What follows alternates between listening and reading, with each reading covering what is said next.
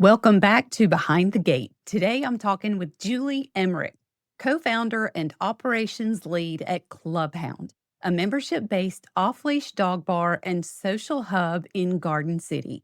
Hound blends hospitality, safety, and community, creating a space where people and dogs thrive together. Since launching last year, they've registered thousands of dogs, logged tens of thousands of check-ins, and reached profitability fast. Julie's in the thick of what it really takes to scale this new category while keeping both pets and staff safe. Welcome, Julie. Please introduce yourself and tell us what you do with Hound. My name is Julie Emerick. I am the COO and co-founder of Hound. And we started the business a little over 2.5 years ago. And I do everything from clean up dog waste to now I am kind of the chef because we have a little mini restaurant in the place. So I do everything from our marketing to operations development. And now we're stepping into our franchise side of the business. How do you have that much time in the day? I don't. And it's taken a lot out of my marriage. We're having fun and we try to focus on that. It's better than being bored. Yeah. Well, what gap did you see for humans or for dogs that pushed you to create Hound? Great question. When we get asked, my partner and our founder, Jake, is my son. He came up with this idea when he had a very highly active puppy a number of years ago. At least in this neck of the woods in Idaho, we didn't have anything like it. He was spending a ridiculous amount of time at dog parks trying to burn some energy for his precocious puppy. During the winter, he was cold, thirsty, had to use the restroom, and there were no facilities at these dog parks. He watched a lot of scuffles where owners were trying to manage fights between dogs and then owners were fighting. It was the creature comforts that he noticed. One day looking around, he's like, everybody here has a Starbucks cup in their hand. He did some basic research and discovered elsewhere in the country that it was already happening and that dog bar parks did exist. And lo and behold, our early research indicated that Boise, Idaho was the dog ownership capital of the country. In 2020, there were more dogs per owner than anywhere in the country. And so it was like, well, this seems like a good place to open this business. He came to me. I was working in corporate high tech in the healthcare sector for about 20 years. And he's like, hey, what do you think about this idea? And I said, I love it. And I want in. And then, of course, the next question was, do you have any money? And I was like, well, Mom, do you have money? Exactly. So that's really where it started. And it took us almost 6 years to open. Oh, wow. Yeah. Little COVID problem in the middle slowed things down exponentially. So, yeah. So what was the biggest problem with the timing? What took so long? It was finding the right property in the right location for the right price. Where we ended up really was our 5th attempt. Do we lease? Do we buy? We just went around and around on different scenarios. And then really this close to perfect piece of property landed in our lap. We locked into it and made it work. Describe your property to us. How big is your play area? Do you have different sections for different sized dogs? How does it work? We have about 2.5 acres of property, which is the largest of its type for a dog park facility in the country. The off-leash space is probably close to an acre. We have what we call the back 40, a separate gated area where people walk laps and throw balls and frisbees. And then the other portion is our building that's about a 60 by 60 square foot building that is also off leash. Everything is off leash. We started out on leash, off leash, and my partner very quickly within a couple months was like, we just need to get rid of the leashes because it caused more drama than having the leashes. So So you have a rule that they cannot be on a leash Correct. when they come in. Yeah. So they have to be well behaved. They do have to be well behaved. We've only had to ask in that period of time, I think a total of maybe 5 dogs to go and get retraining. Not all dogs are a fit for Hound. Right. It's not all humans. Right. You really have to like dogs, be okay with dog slobber and dog hair. That's just the truth of the matter. And so it's entirely off leash. The interior space we call the courtyard has all kinds of picnic tables and the dogs get on them. We have some high tables inside, and that's where we recommend people eat. Keeps most of the dogs off. So, yeah, I would have thought, I honestly did not grow up a dog person. We had cats and birds. We didn't have a dog growing up, just for a small period when my kids were little. I never thought I would be this comfortable around as many dogs as there are. Like literally today, I just got a phone call. He's like, "Don't call me. I'm too busy. We got 40 dogs here." I'm like, okay.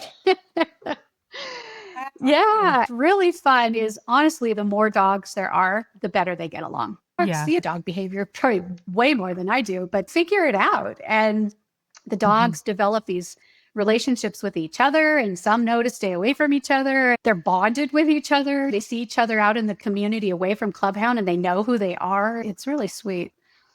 So mixing hospitality with animal care isn't straightforward. No. What's the hardest part that you underestimated about that combination? Cleanliness. Yes. Yeah, the cleaning. The cleaning is huge. After visiting 8 different dog bar parks across the country to research, they didn't smell very good. They weren't as clean as I wanted them to be. I come from a hospitality background. Aside from marketing, I worked for the Four Seasons Resorts clear through my 20s into my 30s. And that was my goal. We're going to be the Four Seasons of dog bar parks, or I'm not doing this. I love dogs. I ended up with one 6 weeks after we opened. It was really important to me that people who might be kind of on the fence with dogs like I was be comfortable there, because it is a very entertaining place to be. You can come in the worst mood and in 5 minutes you're laughing, because these dogs just do so much for our spirit. Yes. So it was really hard. Yeah, that's the hard part. I would imagine safety is the soul of your model. Yes. Was there an incident that made you decide to rewrite that playbook and not allow dogs to come in on leashes? 1 or 2. We had that area I was talking about that's the back 40. There's a fence, gated area, just, like you would go to any dog park where you transition from one point to the, on leash to off leash. That was the point of contention. And the owners would walk in with their leashes on. They'd walk over to that gate, and then just trying to get their dog off leash, in that transition, other dogs would run over. They all greet each other. And it was always this big kerfluffle of chaos. Then you're a yarn ball of leashes and dogs and humans. Yeah, we had one small incident where somebody had to throw the leash and the dog went running. But as soon as we took all the leashes away, the problem went away. And that's been great. So I guess your staff probably carries the weight of kind of running and keeping the safety. How do you protect, and you call them the referees, is that right? Yes. How do you protect them from burnout when they're juggling safety, client expectations, emotions, and everything? Yeah. The burnout in this role, it's not in the role itself where they're getting burned out. These kids to me now. So, most of them are under 30, so they've got great energy. Where they're getting burned out is they're having to work multiple jobs. They love working there. I would say what helps is we rotate positions. Everybody does everything. So that, was a real challenge in hiring, but nobody just gets to hang behind the bar. Nobody just gets to sit and cuddle dogs. Nobody gets stuck, making espresso drinks and stuff. So we rotate quite a bit. And you cross-trained everybody. Yes, everybody's cross-trained. We decided we didn't need bartender drama.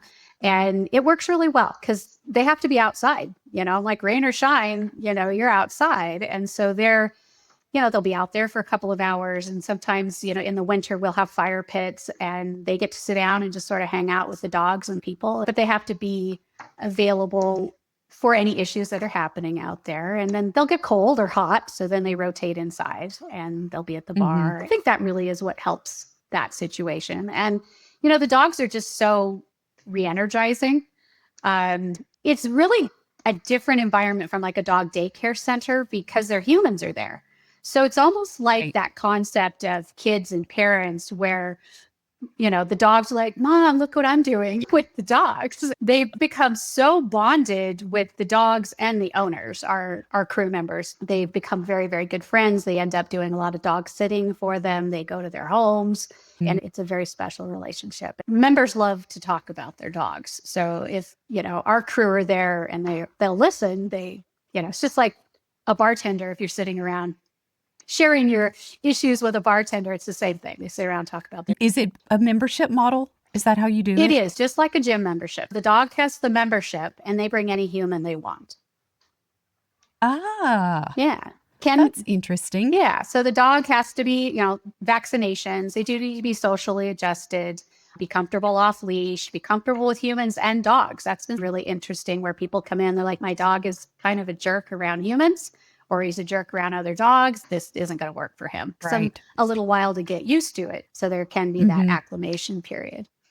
What causes a member to quit, and how do you try to save them? We don't lock people in. They can have a monthly membership and it's month to month. People have a lot of fluidity in their lives. Some people go and travel for 3 months out of the year. And so they want to pause their membership. Like all summer you would think would be really busy. It was the slowest of our seasons. And it was that way last year. People are busy. They're outside, they're camping. They don't need the club as much as they do during the off season, or the on season, winter. We try to be really respectful of people's time in regards to that. We don't try to talk them in or out of it. We want people to be comfortable there. And if they're not, then it's not a good fit. So it's Mhm, what is your reason for leaving? A lot of times it's financial, mhm. and people just need a break. Sometimes it's just not a good fit for the dog. If you could erase one repetitive, time-sucking task from your week, what would it be? Time sucking task would probably be all the social media that I have to do. The marketing side of it is a lot. Having come from a marketing background, I thought I knew what I was getting into, that it's having to put up all the promotion in and around the building every week. And it changes every week. The events and gatherings are our lifeline. It's what gets people in the door.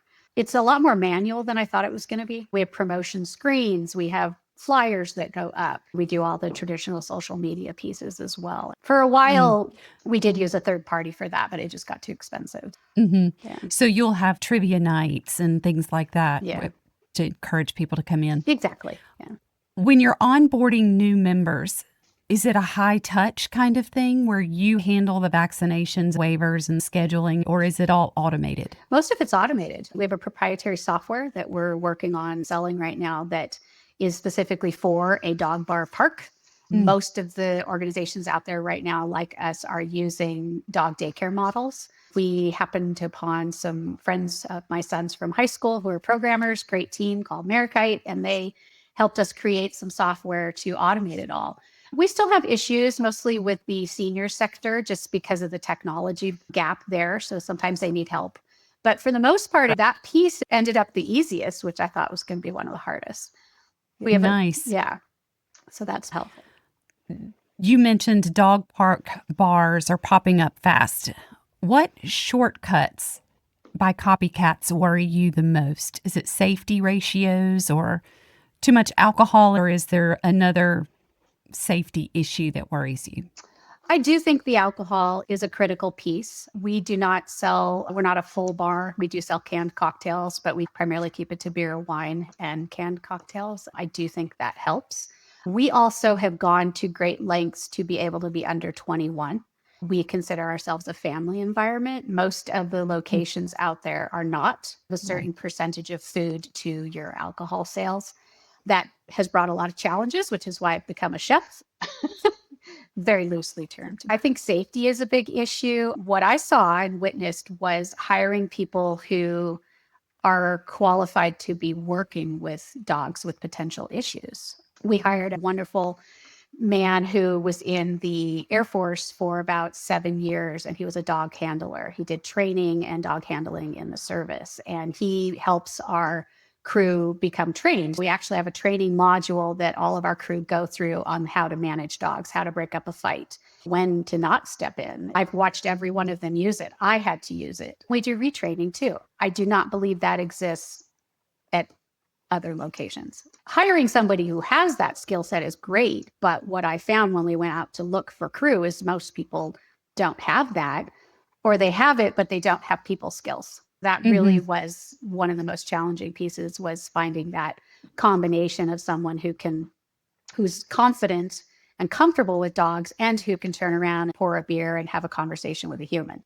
Right. We hired all these great kids who were dog lovers. Mm-hmm. Mm-hmm. but they wouldn't look at the human.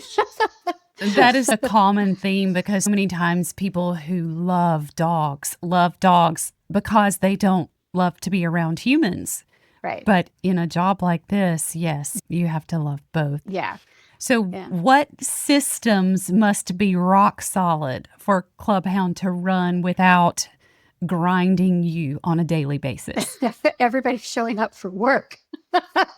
That's number one. Just if you could work the schedule, that's hard. People are just challenged today. I don't know. It's in every industry. People have a lot going on in their lives. And in any given day, everything can just hit the fan. Right now, I'm 2.5 hours away from Clubhound. I'm up in the mountains and my son is there. And we've had 2 people call in sick. Do you need me to get in the car? And he's got 40 dogs there. That's challenging. You're probably lucky that you're 2.5 hours away. Otherwise, you would be there all the time. Well, I have been. We just hired a general manager about 6 weeks ago. And the whole idea was so that I could focus on the franchise piece and on more strategy and getting out there and selling more to corporations, giving discounts for employees and things like that. And so I've basically been there for 2 years solid while my husband was 2.5 hours away. I can see how that would be a point of contention for sure. And when you own something, you're passionate about it. You don't want to let go. If you could wave a magic wand and fix one thing other than staffing, what would it be? And debt from opening. It took a lot more money to open than we had thought it was going to take. And that left us spinning our wheels quite a bit this last year. But we are profitable. We wouldn't be moving in a franchise direction if the model didn't work. The particular building that we selected and the city that we opened up in had some real challenges with it. There were some requirements that were a little through the roof.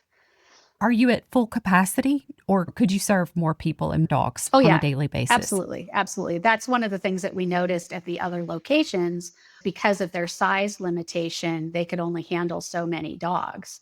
And we have so much space that we actually have that ability. We've had 80 dogs there at one time. And it's been fun. That's a lot of dogs. It is a lot of dogs. We also had 10 crew members on at that time too. So we like to do about a 1 crew member to 20 dog ratio, which seems like a lot, but the dogs that are there, we know them. Their owners are supposed to be there. And, they have to remain on property. I mean, dogs, just like children, behave completely differently when their owners are around. Some better, some worse. Yes. Well, looking 5 years ahead, what would make you proud besides growth? What signals you've built something that is just a gift to the community, a gift to the dogs, a gift to the staff? I'm already there. It's already here. We've had so many references to being the doggy Disneyland of Boise, well, Idaho, actually. We're considered a third space. Probably at least once a month, I have a member almost cry because they're so happy to have this place to go to. They're like, I don't have anywhere to go. And I feel like this is where my people are, whether they're dog people, trivia people, or paint and sip people. We're a third space. And it's not even something I was familiar with until we opened. And someone was like, you're like my favorite third space. And I'm just like, I don't even know what that means. And so I got it explained to me. And I was like, that's beautiful. And we're already there. It's been really special to open. It was the hardest thing I've ever done in my life. Still is, day in and day out. But the gratitude comes from how much people love it there. Tell me about the experience when you opened the doors for the first time and that first dog walked through. What did that feel like? I was so sleep deprived that I hardly remember the moment. But I just remember looking around at our ribbon cutting. And this entire community of Boise came out for us. I just welled up. I was just like, oh my gosh, we did it. We did it. And looking at my son, and he's like, high five, we did it. I was so proud of him. It was a lot on a son and mother relationship, but we bootstrapped it. We did so much of it ourselves. And just the sheer pride in opening that door was pretty overwhelming. The dogs, what an incredible experience. I mean, it's not even just the humans, but the dogs that come in and they start from blocks and blocks away. They start in their own driveways. If you say the word clubhound, they lose their minds. Funny that we're going to the club. We're going to the club. You know, we had dogs jump out of car windows in the parking lot while the car is moving. They're To get there. so excited to get in the door. Oh, that's so wonderful. What It an is. incredible experience for you It and has your been. son and the community and the dogs. Yeah. Is there anything you'd like to add that we didn't touch on today? Probably the family that we've built there. Our crew, we're very, very tight knit. And we've had a lot of people come and go. We hired way too many people in the beginning. We really had to pull back on that. But the community that has wrapped their arms around our crew members has been extremely touching. We just couldn't have done it without them. Our crew members are so loving and so kind to the dogs and the owners. Like, it just, my favorite thing to say when I'm there after, could you please clean that up, is, can you go play with some dogs now? And they're like, okay. Go play with some dogs, Where, if someone wants to find out more information about you, where can they find that? Clubhound.com is where you'll find everything about Clubhound, but we also are on under joinclubhound.com. Thank you for your insight. I hope that when people travel to Boise, they will look for you and spend some time with you and the dogs. We welcome Harvest Host campers. People can park in our parking lot overnight from all over the country. So it's a lot of fun. Thank you so much. Take care. Thanks for listening to Behind the Gate, where we get real about what it takes to run and sustain a pet business today. If you found this conversation helpful, share it with someone else in the industry who might need it. You can watch every episode on our YouTube channel. If you're ready to make your own business a little lighter and a lot more efficient, you can learn more about what we do at vellum-agency.com. See you next time.